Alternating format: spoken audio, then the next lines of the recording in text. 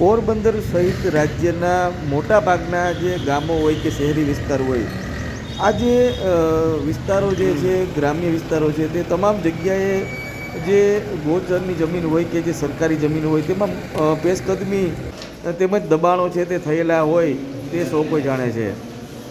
પોરબંદર જિલ્લાના જે ગ્રામ્ય વિસ્તારો હોય કે શહેરી વિસ્તારો હોય ત્યાં જે ગોચરની જે જમીનો આવેલી છે તે જમીન પરથી ને જે પેશકદમી કે દબાણો છે તે દૂર કરવામાં આવે તેવી માગણી સાથે મિશન માતૃભૂમિ જે સંસ્થા જે સંગઠન છે તેમના દ્વારા પોરબંદર જિલ્લા વિકાસ અધિકારીને આવેદનપત્ર આપી રજૂઆત કરવામાં આવી છે કે આ જે દબાણ જે છે પેશકદમી છે તે દૂર કરવામાં આવે.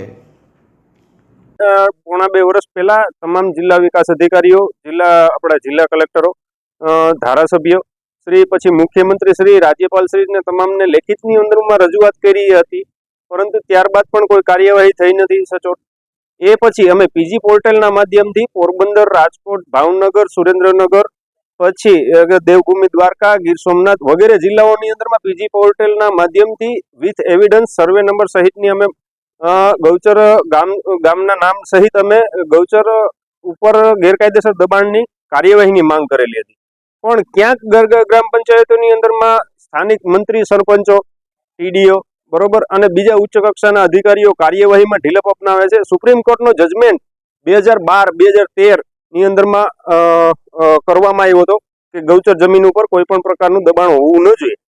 તે પછી 2015 ની અંદરમાં ગુજરાત સરકારે 8 પાનાનો ઠરાવ પાસ કરેલો હતો, તેનો પણ ઉલ્લંઘન કરવામાં આવ્યું છે. ત્યારબાદ 2019 ની અંદરમાં ગુજરાત સરકારે ઠરાવ પાસ કરેલો હતો કે જો કોઈ પણ સરપંચ અથવા સ્થાનિક બોડી અથવા મંત્રીઓ કોઈ પણ કાર્યવાહી નથી કરતો તો તેના વિરુદ્ધ પગલાં ભરી અને જે તે તાલુકા વિકાસ અધિકારીના હેઠળ કાર્યવાહી કરવી અને દબાણ દૂર કરવા.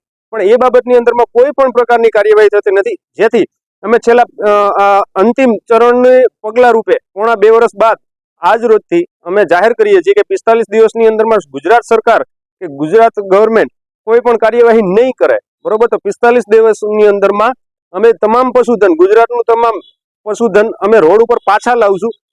હાઈકોર્ટનો આદેશ હોવા છતાં અમે એનો પણ થોડુંક ઉલ્લંઘન કરશું, કારણ કે જ્યારે ગૌચર જમીન પર દબાણ દૂર નથી થયા બરોબર, તો પશુધન જશે તો જશે ક્યાં? સવાલ એ અમારો છે હાઈકોર્ટને પણ.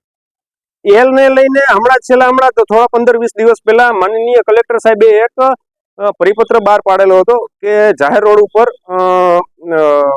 માલઢોરને લીલું કે સૂકો ઘાસચારો ન આપવો.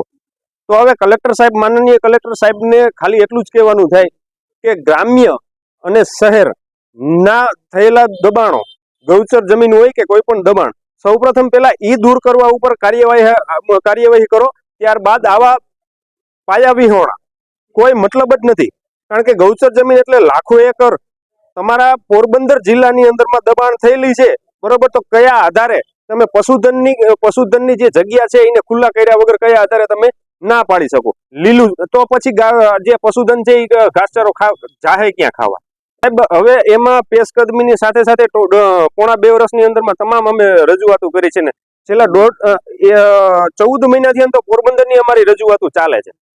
અમે એમાંથી ખાલી 2 જ પાતા અને ભડ ગામના સરપંચો ઉપર કાર્યવાહી થઈ હતી, પણ એ સસ્પેન્ડ તો થયા છે, પણ એમાંથી દબાણ કોઈ દૂર કરવામાં નથી આવ્યા. દબાણદારો વિરુદ્ધ કાર્યવાહી કોઈ પણ પ્રકારની કરવામાં નથી. લેન્ડ ગ્રેબિંગનો કાયદો લાગુ પડ્યો છે, પણ લેન્ડ ગ્રેબિંગનો કાયદાનું પાલન કરવામાં નથી આવતું.